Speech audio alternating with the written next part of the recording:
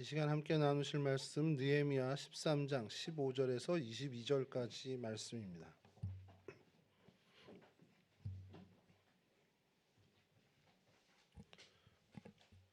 느헤미야 13장 15절에서 22절까지 말씀 저랑 한 절씩 교독하도록 하겠습니다. 그때에 내가 본즉 유다에서 어떤 사람이 안식일에 술틀을 밟고 곡식단을 나귀에 실어 운반하며 포도주와 포도와 무화과와 여러 가지 짐을 지고 안식일에 예루살렘에 들어와서 음식물을 팔기로 그날에 내가 경계하였고 또 그 사람이 예루살렘에 살며 물고기와 강량 물건을 가져다가 안식일에 예루살렘에 서서 유다 자손에게 팔기로 내가 유다의 모든 귀인들을 꾸짖어 그들에게 이르기를 너희가 어찌 이 악을 행하여 안식일을 범하느냐 너의 조상들이 같이 행하지 아니하였느냐. 그래서 우리 하나님이 이 모든 재앙을 우리와 이 성읍에 내리신 것이 아니냐. 그럼에도 불구하고 너희가 안식일을 범하여 침노가 이스라엘에게 더욱 심하게 임하도록 하는도다 하고 안식일 전 예루살렘 성문이 어두워 갈 때에 내가 성문을 닫고 안식일이 지나기 전에는 열지 말라 하고 나를 따르는 종자 몇을 성문마다 세워 안식일에는 아무 짐도 들어오지 못하게 하였으므로 날라곤도와 각양 물건 많은 자들의 한두번에 예루살렘 성 밖에서 참으로 내가 그들에게 경계하여 이르기를 너희가 어찌하여 성 밑에서 자느냐 다시 이같이 하면 내가 잡으리라 하였더니 그 후로부터는 안식일에 그들이 다시 오지 아니하였느니라. 내가 또 내 사람들에게 몸을 정결하게 하고 와서 성문을 지켜서 안식일을 거룩하게 하라 하였느니라. 내 하나님이여 나를 위하여 이 일도 기억하지 않소서. 주의 크신 은혜대로 나를 아끼시옵소서. 네, 아멘. 아멘. 오늘 성경 속 장소는 두로입니다. 두로란 그 지명은 좀 그래도 귀에 익으셨을 거예요. 두로와 시돈이라는 표현을 항상 이렇게 세트로 성경에서 많이 이야기하는데요. 두로는 히브리어로는 초르라고 발음이 되고요. 헬라어로 튀로스라고 발음이 돼서 이 튀로스 발음이 지금 현재 레바논에 있는 티레란 도시의 이제 그 이름으로 이렇게 발전이 되게 됐습니다. 그래서 튀로스가 티레로 뜻은 바위란 뜻을 갖고 있고요.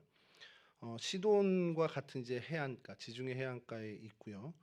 그래서 한 40km 정도 거리가 있는데 이스라엘 성경에 처음에 등장하는 것은 아셀 지파 북쪽 접경에 있는 도시로 처음 등장합니다. 여호수아 19장 29절에 돌아서 라마와 견고한 성읍 두로에 이르고 돌아서 호사에 이르고 악십 지방 곁 바다가 끝이 되며 여호수아 19장의 29절에서 처음 이 두로가 언급이 되고 있습니다. 여기서도 견고한 성읍이라고 얘기해요. 그래서 굉장히 이 두로가 요새로 그 이름 명성이 좀 높아졌던 그런 도시이기도 합니다. 지도를 좀 보여주시죠. 예, 첫 번째 지도입니다. 이제 이스라엘 땅 이제 뭐 잘 아시니까 이스라엘이 있고 그 옆에 이제 요르단, 그 요르단 위쪽으로 시리아가 있고요. 그리고 지중해 쪽으로 이제 레바논. 이게 오늘날의 지도인데 그 레바논의 베이루트에서 쭉 내려와서 저희 빨간색으로 제가 이렇게 점 찍어 놓은 곳이 바로 이제 이 두로라는 곳이고요. 그 위쪽에 잘 안 보이겠지만 이름을 친 곳이 시돈이고요. 이제 경계를 넘어와서 이스라엘의 이제 하이파라는 이스라엘에서 이제 세 번째 정도로 큰 도시 하이파가 있고 그 오른쪽으로 이제 빨간 빗금을 친 것이 이제 갈릴리 호수입니다. 그러니까 요 정도 위치에 대략 있다라고 보시면 되고요. 레바논 수도 베이루트에서 한 70km 정도 떨어진 곳입니다. 그러니까 뭐 수도에 아주 가까이 있는 도시는 아니고요. 이 베니게라고 성경에서는 등장을 하는데 이 페니키아 해안이라고 저희들은 이제 이야기하죠 현대에선. 이 페니키아라는 말 자체가 붉다라는 의미를 갖고 있는데 그 이유가 이곳이 그 염색을 굉장히 잘하는 그런 동네로 그런 어떤 염색 산업이 이제 번창했던 곳입니다. 그래서 이 역사를 보면 한 3,000년 주전 3,000년 경부터 이제 도시화가 돼서 사람이 거주했다라는 성서 고고학자들의 이야기가 있고요. 원래 여기가 섬이었습니다. 그 섬이었는데 역사 자료에 우리가 잘 알고 있는 이제 그 몇몇 왕들이 이곳을 통치하면서 이 섬을 이제 오늘날로 치면 이제 개간 산업을 해서 이제 육지화 시킨 그런 기록들이 등장합니다. 두로에서 제일 유명한 왕은 저희들에게 제일 익숙한 두로왕 히람이죠. 다윗과 솔로몬 시절에 다윗 왕궁을 지을 때, 그리고 솔로몬이 예루살렘 성전을 지을 때 큰 역할을 했던 사람이 이 두로왕 히람입니다. 다음 사진을 좀 보여주시면요. 예, 다마스커스라고 저희가 그전에 살펴봤던 곳은 한 100km 정도 떨어져 있고요. 갈릴리 호수로부터로도 한 50km 정도 떨어져 있는. 그러니까 뭐 차로 얼마든지 갈 만한 거리죠. 이렇게 아주 먼 나라가 아니고 그 이스라엘 땅에서는 가까운 곳. 그러니까 다윗 왕궁을 지을 때나 솔로몬 성전을 지을 때 이 백기를 통해서 물량 이런 제목들을 충분히 가져올 수 있는 그런 거리에 있는 도시였습니다. 그 안쪽에 좀 확대해서 지도를 보여드리면요, 이게 도시가 이렇게 끝에 이렇게 있습니다.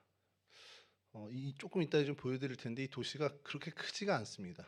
이 사진을 좀 보여드릴 텐데 어쨌든 여기가 말씀드린 것처럼 염색으로 유명했던 곳이고 또 오늘날 이제 유리 산업이 또 좀 많이 활발하게 되고 있습니다. 말씀드린 것처럼 두로왕 히람이 이곳에서 유명한데요. 다윗 궁전을 지을 때 백향목을 여기서 많이 제공을 했고요. 그 기술자들까지 보내줬던 기록이 성경에 있습니다.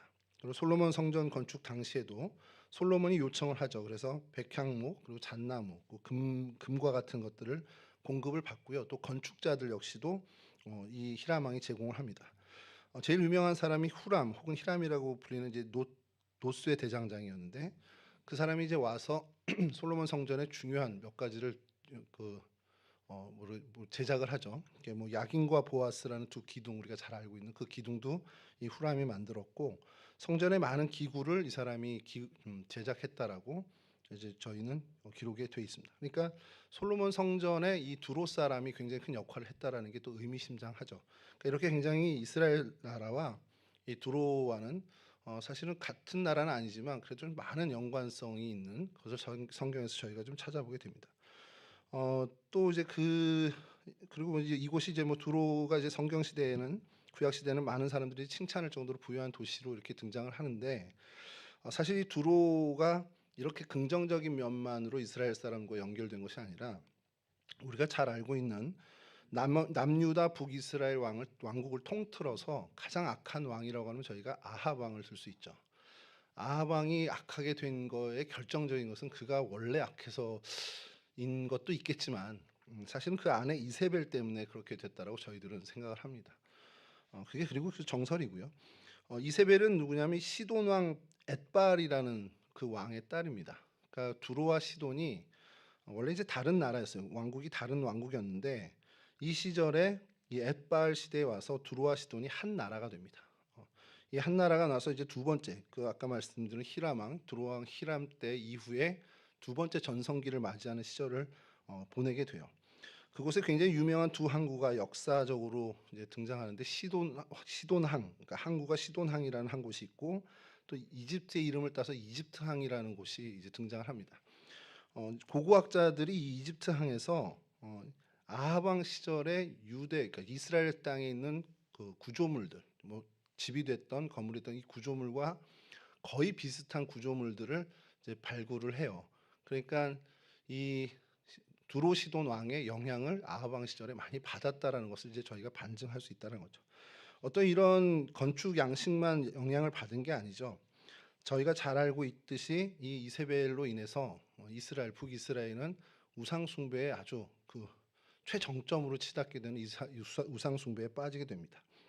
우리가 잘 알고 있는 성경에서 그냥 바알신이라고 이렇게 얘기하는데 이 바알신도 종류가 되게 많습니다. 여러분들 나중에 좀 관심 가지면 이 자료들을 가지고 좀 공부하면 좋을 텐데 특히 여기에 이제 두로의 바알이라고 이제 칭하는 바알신이 있어요. 그리고 이세벨 시절에 이 아하방 시절에 섬겼던 그 바알과 아세라의 선지자들은 대부분 이 두로의 바알의 뭐라고 그러죠? 우상 숭배자들 그런 어떤 제사장 역할을 했던 사람들이라고 보시면 됩니다.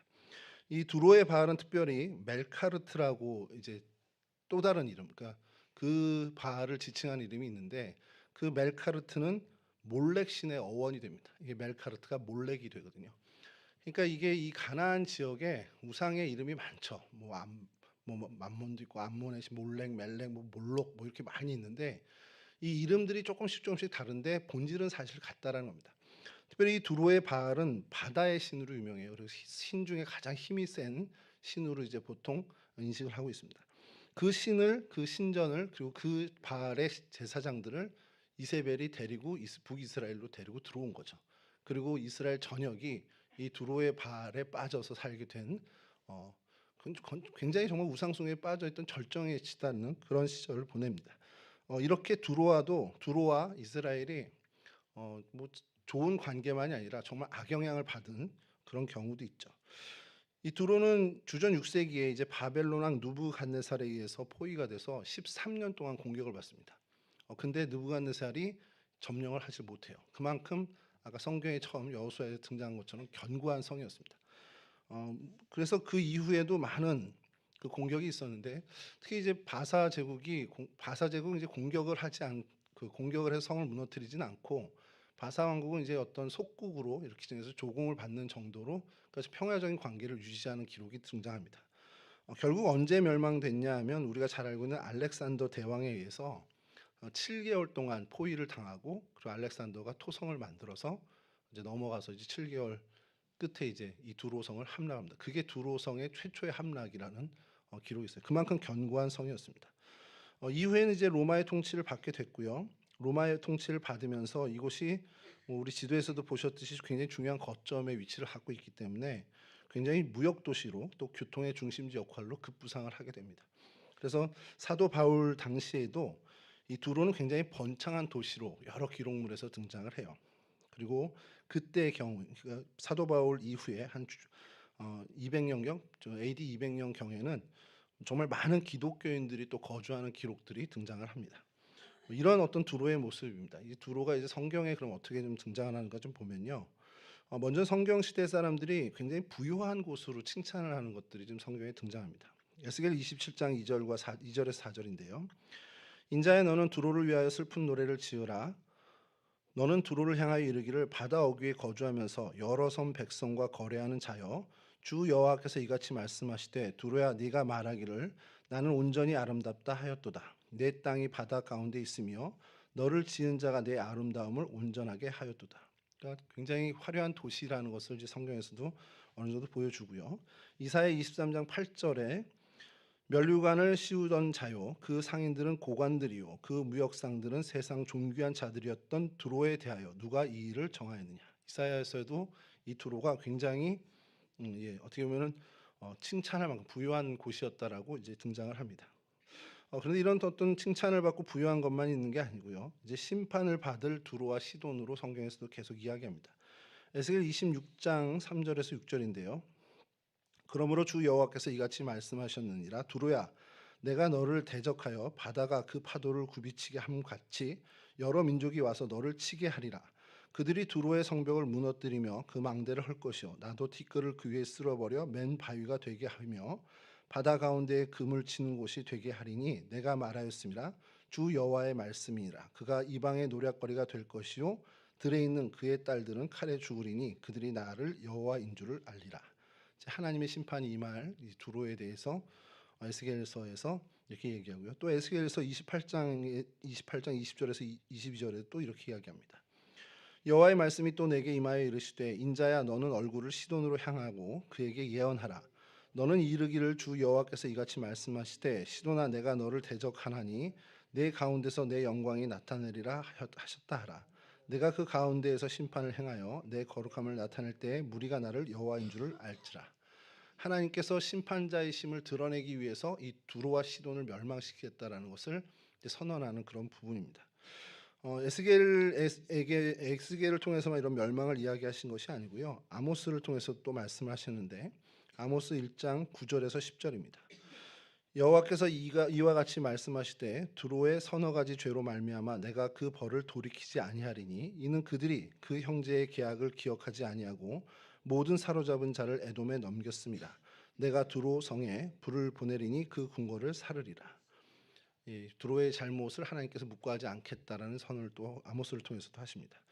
구약에 이렇게 화려한 성으로도 기록이 되고 또 하나님의 심판을 받을 어떻게 보면은 좀 저주받은 성으로도 이렇게 기록이 되어 있습니다.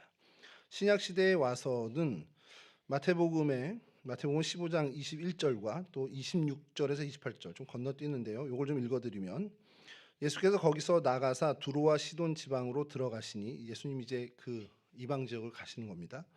26절부터는 대답하여 이르시되 자녀의 떡을 취하여 개들에게 던짐이 마땅하지 아니하니라. 여자가 이르되 주여 올소이더마는 개들도 제 주인의 상에서 떨어지는 부스러기를 먹나이다 하니 이에 예수께서 대답하여 이르시되 여자여 내 믿음이 크도다 내 소원대로 되리라 하시니 그때로부터 그의 딸이 나으니라. 가나안 여인의 딸 치유라는 이제 소제목을 가진 본문입니다. 이 가나안 여인이 바로 두로의 여인이었다라는 것. 이게 이제 신약에서 등장하는 두로 사람의 모습이고요. 또 두로와 시돈 사람이 이런 어떤 저주받은 하나님의 심판을 받은 성의 모습도 갖고 있지만 주님의 말씀을 들으러 또 오는 사람들이 있었습니다. 마가복음 3장 7절에서 8절인데요. 예수께서 제자들과 함께 바다로 물러가시니 갈릴리에서 큰 무리가 따르며 유대와 예루살렘과 이두메와 요단강 건너편과 또 두로와 시돈 근처에서 많은 무리가 그가 하신 큰 일을 듣고 나아오는지라. 복음을 들으러 오는 그 사람들 중에 이 두로와 시돈 사람이 있다라는 것이 성경에서 또 이야기합니다. 그러니까 성경에서 이 두로에 대해서는 이런 모습도 또 저런 모습도, 그러니까 긍정적인 모습, 부정적인 모습이 다 등장을 한다라는 걸 저희가 좀 기억할 필요가 있고요. 그래서 두로의 그 사진을 좀 오늘날의 사진을 좀 보여드리면, 예, 다음 사진 좀 보여주시죠. 예, 이게 그 해안에서 찍은, 그러니까 이게 해변 도시니까 그냥 이렇게 항상 그 사진 두로 사진을 보면 바다가 등장을 할 수밖에 없습니다. 그 다음 사진을 보면은 이제 항공 사진인데 이쪽도 바다가 보이고 저쪽도 바다가 보이잖아요. 요 사이, 요 거리가 이따 좀 알려드리는데 굉장히 짧습니다. 그리고 다음 사진 보여주시면 그냥 해변에 이렇게 전형적인 지중해 쪽에 있는 베니게 쪽에 이제 도시고, 다음 사진을 보여주시면 이걸 좀 주목해 주세요. 이렇게 길쭉하게 이렇게 나와 있습니다. 아까 지도를 좀 기억하시면 이렇게 쭉 삐죽 튀어나온 곳이 있는데 그 지점이거든요. 지도를 좀 보여주시면, 다음 사진 보여주시면 지도인데, 예, 아까 그 쭉 삐져나온 곳이거든요. 그래서 이 거리를 제가 재봤습니다. 아니 이 사진에 이쪽 바다 저쪽 바다 다 보이면은 뭐큰 것도 아닌 것 같은데 이게 545m입니다. 사이가. 그러니까 작은 거예요. 굉장히 큰 도시가 아닌 겁니다. 그래서 이쪽에 545m 정도고, 그럼 이 해안 끝에서 두로, 아까 처음에 두로시의 경계가 되는 그곳까지 긴 쪽은 모르는데 짧은 쪽으로 하면 한 3km 정도밖에 안 나온다는 거죠. 그러니까 큰 도시는 아니고요. 굉장히 작은 해안 도시 정도로 보시면 됩니다. 그래서 여기서 유적들이 좀 많이 발견이 됐는데, 뭐 십자군의 어떤 그 유물들도 있었고, 또 아랍의, 또 비잔틴, 뭐 그레코 로망 도시의 유물들이 많이 등장을 합니다. 좀 제일 중요한 뭐 성경적인 유물은 아니지만 이곳에 이제 역사적인 유물들이 발견된 건 두 가지 정도로 되는데, 이쪽 해안가에 개발된 도시 쪽에서는 사실 유적이 그렇게 많이 등장하지 않고요. 그 안쪽으로 이제 해안가 안쪽으로 이제 유적들이 좀 발견이 됐는데, 현재 이 티레시 두로죠. 티레시는 두 구역으로 나눕니다. 그래서 첫 번째 구역이 해안 쪽에 있는 황제의 도시라고 이제 칭하는 그 구역이 있고요. 또 그 안쪽으로는 죽은 자의 도시라는 그런 두 곳으로 좀 나누게 됩니다. 뭐 황제의 도시는 뭐 워낙에 지금도 뭐 화려하게 돼 있지만 대리석으로 잘 포장된 어떤 그 해안 도로들이, 당시 로마 시대의 어떤 도로들이 유적이 등장을 하고요. 그것들이 잘 보존되어 있는 것도 있습니다. 근데 저희들이 주목할 것은 죽은 자의 도시 부분인데, 다음 사진 보여주시면 이제 황제의 도시에서 이제 좀 해안에서 한 1km 정도 더 들어오면 이제 죽은 자의 도시인데, 이 뭐처럼 보이세요, 여러분? 예? 저 이게 뭔지 몰라가지고 도대체 이게 뭐지, 공장인가 뭔가. 이게 관중석입니다. 이게 관중석의 스탠드예요. 그러니까 저희처럼 지금 야구장이나 뭐 축구장 하면 전체가 다 스탠드잖아요, 지금. 근데 그렇지 않고 이 부분만 사람들이 앉는 겁니다. 그러면 이 앉는 방향 안쪽에는 뭔가 경기장이겠죠, 이 땅 쪽은. 그 반대편에 또 이게 있습니다. 다음 사진이. 반대편에는 조금 더 큰 스탠드가 있습니다. 그러니까 양쪽으로 스탠드가 있는 거예요. 그럼 이 운동장에서 뭔가가 일어났겠죠. 근데 이 운동장이 마차 경기장입니다. 근데 마차 경기장이 원형은 아니고요, U자 모양으로 돼 있어서, 아까 첫 번째 사진 옆에 이렇게 쭉 열지어 있는 것들이 그러니까 담장 이제 경계죠. 담장은 아니고 이제 경계로 돼 있는 거고 사람들이 그리로 와서 이 스탠드에 앉게 되는. 그게 이제 다음 사진 보여주시면 이렇게 쭉 이어져 가지고 U자로 이렇게 돼 있어요. 그러니까 요게 이제 경기장을 표시해 주는 경기장 경계입니다. 사람들이 들기도 하고요. 이게 이 히포드럼이라고 이제 마차 경기장인데 원형이 가장 잘 보존되어 있는 유적지라고 해서 어떻게 보면 유명세를 갖고 있습니다. 이 두로에 있는 이게 로마 시대의 마차 경기장. 그래서 제가 언뜻 본데 확실한 건지는 잘 모르는데 배너에 나오는 그 마차 경기 있잖아요. 그거 좀 비슷한 그런들이 좀 있었겠구나라는 생각이 좀 드는 거고요.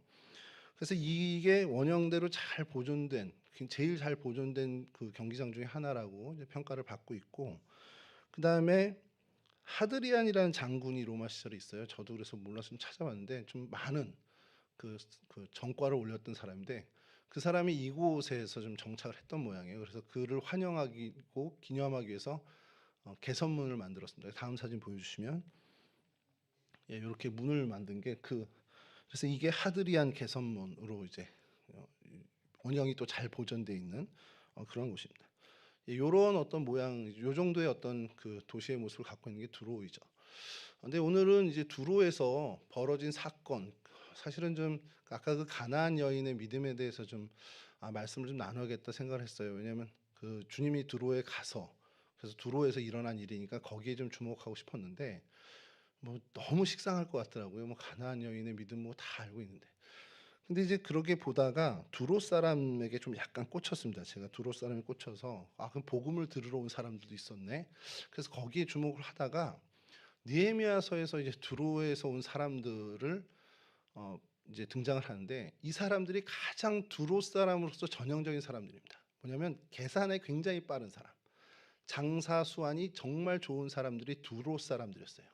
그러니까 이 사람들이 요즘 뭐 우리 영업하는 분들 예전에 제가 얼핏 어릴 때 들은 게 뭐 사막에 가서 에어컨 북극에 가서 냉장고를 팔고 뭐 어디 가서 뭘 팔 하여간 뭐 이렇게 북극에 가서 냉장고를 팔아라 그 정도로 이제 영업사원들한테 얘기를 한다는데 이 두로의 상인들이 당시에 그런 어떤 장사 수완이 너무 좋았던 것으로 평가가 되고 있습니다.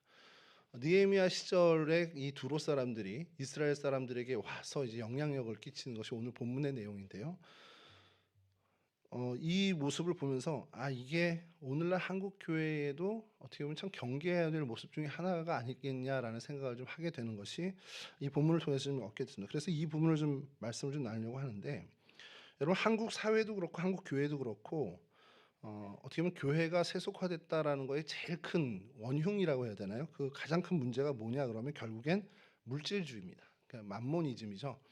뭐 상업주의라고도 하고 물질주의라고도 하고 또 신학을 또 번영 신학이라고도 칭하기도 합니다. 그러니까 모든 걸 다 물질적인 가치로 환산을 해요. 그러니까 심지어 사람조차도 저 사람이 물질적인 가치로 환산되는 것이 오늘 한국 사회의 모든 모습입니다. 근데 이게 교회 안에도 사실 등장한다라는 거죠. 신앙을 가지고 하나님 앞에서 얼만큼 순수하게 하나님을 따르는지 그걸로 평가를 하는 것이 아니라 저 사람의 배경, 소유 이런 것을 가지고 물질로 환산해서 사람을 평가하는 모습이 교회 안에도 여전히 있다라는 것이죠. 사실 이것이 굉장히 많이 이제 침투해 왔다라는 것이고, 그래서 오늘 본문의 바벨론 포로에서 이제 풀려나서 그 돌아온 선민 하나님의 백성들이 느헤미야 지도하에 정말 한창 부흥 운동을 하고 성벽도 재건하고 그러면서 다시 하나님 앞에서 하나님의 백성다운 모습을 회복하려고 할 그때에 이 악한 세력은 그냥 놔두지 않는 겁니다. 그래서 두로의 장사꾼들을 통해서 이 예루살렘 성 안에 이 세속의 어떤 그 생각들, 그러니까 물질주의나 이런 만모니즘 같은 이런 것들을 심으려는 그 일을 이제 시도한다는 거죠. 그것을 이제 대적해서 싸운 느헤미야 모습을 오늘 본문에서 저희들이 보게 된 겁니다. 이 느헤미야가 이와 같은 정말 작은 틈이지만 이것을 바로잡지 않았다면 이 포로기에서 돌아온 신앙 공동체, 이스라엘 신앙 공동체는 또다시 어떻게 보면 무너지고 말았을 겁니다. 그 첫 번째 단추고 또 가장 그러니까 율법을 지키는 거 하나님의 백성다운 모습으로 가장 먼저 첫걸음이 되는 것이 이 느헤미야도 그렇고 포로기의 공동체에서는 안식일 준수였어요. 그 첫 번째가 되는 안식일 준수에 대해서 이제 근간을 흔드는 일이 이 두로의 장사꾼을 통해서 시작이 된 겁니다. 여러분 안식일을 지키는 것이 굉장히 중요하다라고 우리가 할 수밖에 없는 게 18절에 에레미야가 이 얘기를 해요. 아니 느헤미야가 이런 얘기를 합니다. 너희 조상들이 이같이 행하지 아니하였느냐? 그래서 우리 하나님이 이 모든 재앙을 우리와 이 성읍에 내린 것이 아니냐? 나중에 그 예레미야와 이제 역대하 마지막을 좀 어느 지명을 할 때 이제 하게 될 텐데 70년을 이제 포로기를 지내잖아요. 이스라엘 백성이. 그때 성경에서 이 70년에 대해서 뭐라고 얘기하냐면 땅이 황폐해져서 땅이 쉬었어. 땅이 안식을 했어. 이렇게 얘기를 합니다. 그것이 다니엘서에서도 다니엘이 그 예레미야 예언을 들으면서 깨닫게 된 것을 이제 다니엘도 얘기를 합니다. 아, 땅이 황폐해져서 강제로 쉬게 됐다는 거. 왜 쉬게 된 겁니까? 이스라엘 백성들이 하나님의 말씀대로 6년을 경작하고 제 7년째는 안식년을 해야 되는데 이것은 어떻게 보면 6일을 일하고 7일째 쉬는 안식일과 같은 개념이죠. 그 안식년 그리고 50년에 한 번씩 49년 다음에 나오는 이제 희년을 쉬지를 않았던 거예요, 실제로. 그러니까 이 안식년을 쉬지 않았던 것, 그것을 연수로 계산해서 이제 70년, 그러니까 안식년이 70번이 돌아오게끔 내가 이렇게 강제로 쉬게 하겠다는 그런 취지로 하나님이 이 포로기 70년을 계산하게 한 거고 예레미야가 그것을 얘기한 거죠. 레위기에도 마찬가지입니다. 너희들이 이것을 지키지 않으면 이 땅이 황폐해져서 너희들은 이 땅을 떠나게 되고 이 땅은 쉬게 될 거다. 이것이 하나님의 선언이었죠. 그래서 이 하나님 앞에서 이 안식일 또 안식년 이것이 굉장히 중요하다라는 것을 이 느헤미야가 강조하는 겁니다. 야, 니네 우리 조상들이 그렇게 안 지켜서 우리가 이렇게 멸망했었는데 또 이 안식일에 대해서 이렇게 개념 없이 살래? 이 책망을 하는 거였어요. 포로 생활에서 해방된 이 이스라엘 백성들, 하나님의 백성들의 부흥과 그 모든 것들, 이것을 사실은 학사 겸 제사장이었던 에스라가 주도했고 또 그 일을 돕기 위해서 하나님이 느헤미야를 붙여주셨습니다. 그래서 어떤 영적인 부분에 대해서 에스라가 많이 이제 다잡고 가고 그리고 행동이나 이런 어떤 실제적인 행정 그리고 시스템은 느헤미야에 의해서 많이 주도가 돼가고 있죠. 그래서 무너진 예루살렘 성벽을 재건하고 또 무기력한 선민들의 신앙생활을 어떻게 복돋는데 이 느헤미야가 많은 일을 하게 됩니다. 그리고 그 첫 번째 단추가 바로 안식일 그리고 안식 하나님 앞에서의 안식이었죠. 안식일에 하나님께 거룩히 예배를 드리고 말씀을 듣고 또 성도들끼리 교제하는 그 일을 통해서 신앙 공동체로서의 힘을 얻는 것이 느헤미야 시절에 그 돌아온 어떻게 보면 회복된 회복 공동체의 모습이었습니다. 그런데 이때 세계 최고의 상수를 자랑하는 두로의 상인들이 와서 두로의 장사꾼들이 와서 이 안식일 준수가 흔들리게 만드는 거예요. 그게 근데 많이 흔들리게 된 것이 이 두로의 상인들이 뭐 점포를 차리고 상주하면서 뭐 여기 성경에 등장하는 대로 뭐 해산물 수입품들을 막 팔기 시작합니다. 근데 가만히 생각해 보면 포로 생활에서 돌아온 사람들이고 재건을 하다 보니까 유대인들에게는 물품이 부족할 수밖에 없죠. 그리고 또 우리도 알지만 뭐 집도 그렇죠. 새로 이사 가서 뭔가 다시 살림 장만하게 되면 막 쓰게 된다라는 거예요. 그러니까 어느 나라를 막론하고 부흥기나 재건기에는 이 상업이 활발하게 이루어져야 되는 게 마련입니다. 이런 어떤 좋은 시기에 이 두로의 장사꾼, 이 사람들이 이런 좋은 시기를 놓칠 리가 없죠. 그래서 여기에 등장해서 왕성한 상업 활동 같은 것을 가지고 이 안식일까지도 이스라엘 백성들이 이런 어떤 상행위를 하도록 유도를 했다라는 겁니다. 그리고 그것이 느헤미야 눈에는 하나님의 말씀을 어기는 굉장히 타락해 가는 과정으로 보이게 된 것이죠. 이 모습이 포로 시대 그 이전에 하나님이 이들을 어떻게 보면 심판하시게 된 그 길을 다시 답습한다라고 느헤미야는 보게 된 것입니다. 그만큼 이제 느헤미야는 위기라고 생각을 한 거죠.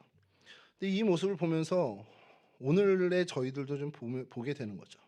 우리가 정말 이 주일에 주님 앞에 나와서 예배하는 이 날을 뭐 구약 시대의 안식일이라고까지 우리가 뭐 1대1로 이제 뭐 똑같다라고 할 수는 없지만 안식일을 정하신 이유가 뭡니까? 그날을 하나님께 집중하기 위해서 하나님께서 안식일을 정하셨는데 그럼 오늘을 살아가는 저희들 신약 시대를 지나 이제 성령의 시대를 살고 있는 저희들에게 하나님이 주일을 주신 이유는 결국 이 주일 하루 하나님께 온전히 정말 하나님을 정말 하나님께 집중하고 예배하는 것에 힘쏟으라고 주신 거죠. 근데 저희들이 이 일에 대해서 물론 여기 계신 그 저희 윗세대들은 뭐 사실 이거에 대해서 큰 이견이 없습니다만 이제 저희 이제 젊은 세대들이 이것에 대해서 그렇게 비중 있게 생각하지 않는다라는 겁니다. 뭐 주일에 가서 예배 드릴 수도 있고 아닐 수도 있는 거지. 뭐 거기서만 예배 드리는 게 예배야? 내 마음으로 드리면 다 예배지.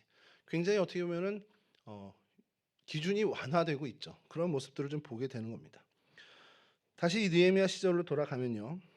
이 이스라엘 공동체, 회복되는 이 공동체의 견고한 신앙을 무너뜨리기 위해서 이 사단이 선택한 것이 바로 이 두로 사람, 두로의 장사꾼들이었습니다. 정말 틈을 타서 온갖 시험과 유혹으로 성도의 마음을 이제 흔들어 놓는 거죠. 예루살렘 성전 안에 이 두로 사람들의 상점이 자리 잡게 되고 상행위를 하게 된 것, 이게 어떻게 가능했냐? 제사장들부터 여기에 동조를 했거든요. 엘리마십이라는 제사장이 창고를 도비아라는 이방인에게 세를 준 모습이 등장을 합니다. 도비아는 우리가 잘 알고 있듯이 느헤미야가 성벽을 재건할 때에 사마리아 총독의 모사꾼으로서 이것을 굉장히 방해를 했던 사람 중에 하나거든요.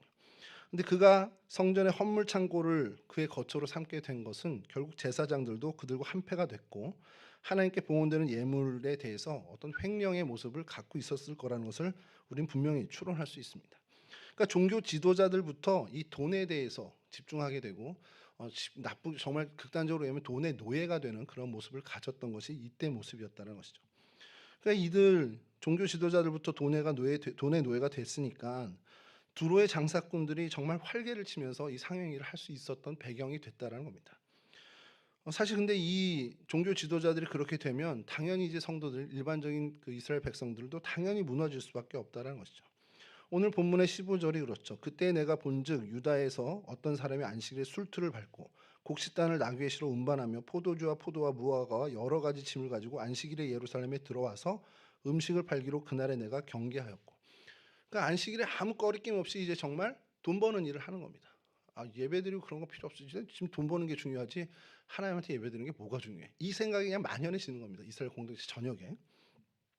지도자부터 백성까지 온갖 이 돈에 집중되는 그러한 모습. 그때의 시대 정신이 아마 오늘날처럼 물질화되는, 사람도 물질로 평가하는 그런 시절이 되어 가는 거였죠. 율법대로 하면 안식일에 장사하는 사람은 사형에 처하는 것이 유대인의 율법이었습니다.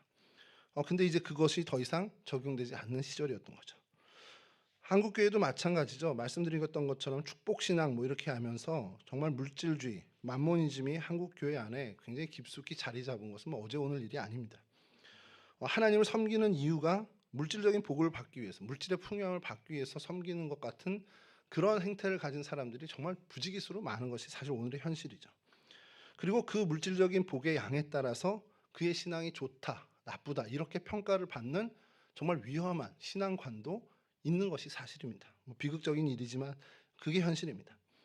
번영 신학이라고 해서 좀 경계하자, 번영 신학을 경계하자는 움직임이 그나마 지금 다시금 우리 안에서 일어나는데 이 말에 정말 우리가 좀 귀 기울여 들어야 되는 것 아닌가. 그래서 나부터가 내가 하나님을 섬기는 일이 하나님을 내가 모시고 내가 신앙생활을 하는 것이 이 땅에서 잘 먹고 잘 살기 위한 것인가라는 것을 다시 한번 좀 생각해보고 사실 우리 제 윗세대 분들은 이렇지는 않겠지만 이제 젊은 세대들에게 이 종교가 의미가 없어지는 이유가 결국 먹고 살만하고 하나님이 필요 없다라는 거예요. 근데 먹고 사는 일이 해결됐기 때문에 하나님 필요 없다라는 건 원래 기독교 신앙이 아니잖아요. 기독교 신앙이 뭐 그럼 이 땅에서 잘 살고 잘 먹고 잘 살기 위해서 하나님을 믿는 게 아닌데 하나님이 필요 없는 시대라고 얘기하는 것은 결국 하나님을 따르고 하나님을 신앙하고 하나님을 모시는 것이 이 땅에서의 부귀영화를 누리는 것이 목적이었구나. 그러니까 이게 이루어졌으니 하나님이 필요 없구나. 이렇게 된 시절을 우리의 이 어린 세대들, 우리 다음 세대들이 그렇게 살고 있다라는 겁니다. 이것에 대해서 저희들이 계속해서 경계하고 기도하면서 본을 보이는 모습을 가져줘야 한다는 것이죠. 안식일에 이 장사꾼들을 들어오지 못하게 성문을 굳게 닫고 제사장들을 시켜서 정말 그 경계를 합니다. 그런데도 떠나가지 않고 그 성 밖에서 잠을 자요. 두로의 장사꾼들이 잠을 잡니다. 언제고 잠깐 문이 열리면 꼭 들어오겠다라는 그런 정말 노리면서 그 자리를 지키고 있는 거죠. 이게 사탄이 이렇다는 거예요. 조금의 틈도 어떻게든 삐짓고 들어오려고 항상 호시탐탐 노리고 있는 모습을 이 두로의 장사꾼의 모습처럼 사단은 오늘도 저희들을 노리고 있습니다. 제가 어릴 때 주일에 교회 가는 거 뭐 갔는데 제 친구들이 많이 안 와요. 그래서 왜 안 오냐 그러면 나중에 물어보면 아이젠버그라는 TV 프로가 딱 9시에 합니다. 기억하시는 분 계실지 모르겠는데 그 공룡이 나오고 막 이렇게 공룡하고 싸우는 거거든요. 그게 9시 하니까 9시에 교회 안 와요. TV 프로그램이 꼭 제일 재밌는 만화 영화나 이런 거를 9시에 한단 말이에요. 그래서 그때 이상하리만큼 주일 예배, 그 어린이 예배 시간에 꼭 그 재밌는 게 방에서 주일날 교회 오는 애들 발걸음을 잡았는데, 오늘날에는 요 시간대에 뭐 재밌는 TV 프로그램 없는 것 같아요. 뭐 그거 별로 중요하지 않죠. 요즘 애들한테 TV 프로그램이 뭐 큰 매력 있는 거 아니고. 그럼 요즘 우리 유초등부 아이들 교회 오는 발걸음을 가장 걸림돌을 방해하는 걸림돌이 뭘까? 첫 번째가 부모님과 여행입니다. 재미있는 활동, 또 체험 프로그램, 또 이제 거기서 또 이제 학원 이런 것들이 있는데, 이런 부분에 대해서 어린이들이 극복할 수 있는 거는 방법이 없잖아요. 이건 부모님들이 해결해 주셔야 되거든요. 그러니까 주일에 여행 가는 거 뭐 100% 하지 마세요 할 수는 없겠지만, 우리가 좀 경각심을 가져야 된다. 아, 내가 이렇게 주일을 정말 주님 앞에 나와 예배하는 것을 우리 애들에게 보여줘야, 사실 그러면서 부모의 등을 보면서 아이들이 닮잖아요. 그 주일 성수 부분에 있어서 내가 좀 더 오버스럽게 아이들 앞에서 할 필요가 있다라는 것. 이런 것들이 우리 다음 세대를 위해서 해야 할 중요한 일이 아닌가라는 생각을 좀 해보게 됩니다. 성문을 닫고 안식일에 성례로 통행하는 그 모든 것을 금지했음에도 호시탐탐 노리는 그러한 어떤 두로의 장사꾼 마냥, 이 시대는 계속해서 우리가 주일에 주님 앞에 나와 예배하는 것을 어떠한 모양이든 방해를 할 겁니다. 그것에 대해서 우리가 계속해서 좀 경각심을 갖고, 내가 주일에 주님 앞에 나와서 예배하는 이 일이 정말 신앙의 가장 첫 번째 첫 단추라는 첫걸음이라는 것을 기억하고 이것에 집중하는 그런 저희들의 모습을 보여주고요. 그리고 그러한 저희들의 모습을 우리 다음 세대인 교회학교의 어린 친구들이 보면서 그들 역시도 주일엔 주님 앞에 나와 예배하는 그러한 예배자로서의 삶을 살아가게 된다는 거죠. 그러한 선한 일이 우리 동성교회 가운데 가득했으면 좋겠습니다. 여러분들이, 그리고 여러분들의 자녀들이, 그리고 여러분들의 손자 손녀들이 이와 같은 주일에 주님 앞에 나와 예배하는 일에 대해선 정말 성공했으면 좋겠습니다. 세상에서 성공도 해야 되겠지만 그보다 더, 그것은 못하더라도 주님 앞에 나와서 주님을 예배하는 예배자로서의 삶은 좀 성공하는 삶을 살았으면 좋겠습니다. 사실 거기에 우리가 목숨을 걸어야 할 가치가 있다는 걸 우리는 다 알고 있으니까요. 그래서 정말 이 주일 성수라고 하는 굉장히 진부한 표현일 수 있습니다. 안식일 준수, 뭐 주일 성수, 진부한 표현일 수 있지만 사실 진부한 이유가 그만큼 중요하기 때문이라는 거예요.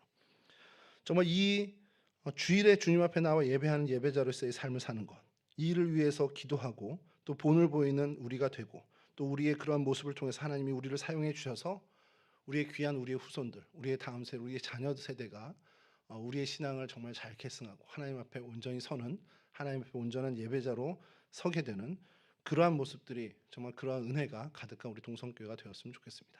어떤 신앙의 대가 거듭될수록 정말 더욱더 풍성한 예배가 우리 가운데 이루어지고 예배자로서의 그 정체성을 확고히 해나가는 그러한 선한 일들이 우리 가운데 가득하기를 주님의 이름으로 간절히 축원합니다. 우리 잠깐 기도하고 찬송하도록 하겠습니다.